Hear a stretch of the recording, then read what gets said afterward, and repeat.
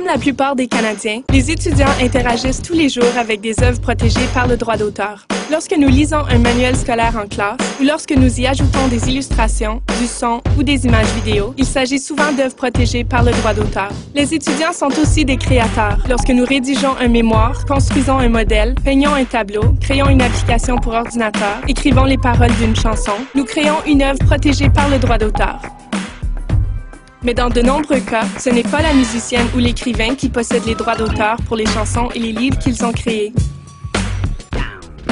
Les maisons d'édition et de disques et d'autres grandes sociétés multinationales possèdent des millions de droits d'auteur. Leur objectif? Faire pencher la loi sur le droit d'auteur en leur faveur, à l'encontre des utilisateurs et créateurs, pour continuer de faire d'immenses profits en bénéficiant du travail des autres.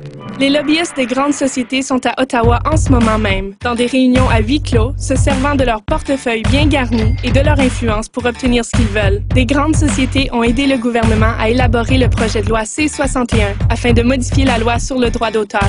L'adoption du projet de loi C-61 aurait fait en sorte qu'il deviendrait illégal pour vous de copier un DVD sur votre iPod, de déverrouiller un téléphone cellulaire pour pouvoir l'utiliser avec un autre fournisseur de services, et vous risqueriez de payer des amendes de 20 000 $ pour chaque article, photo ou vidéo protégé par le droit d'auteur que vous auriez partagé sans permission.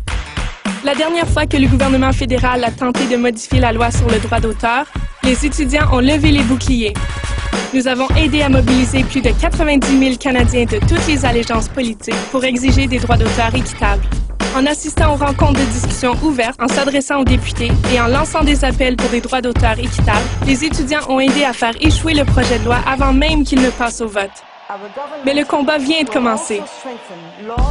Les étudiants comprennent mieux que quiconque l'importance des lois équitables sur le droit d'auteur. C'est à nous de mener le combat pour des droits d'auteur équitables.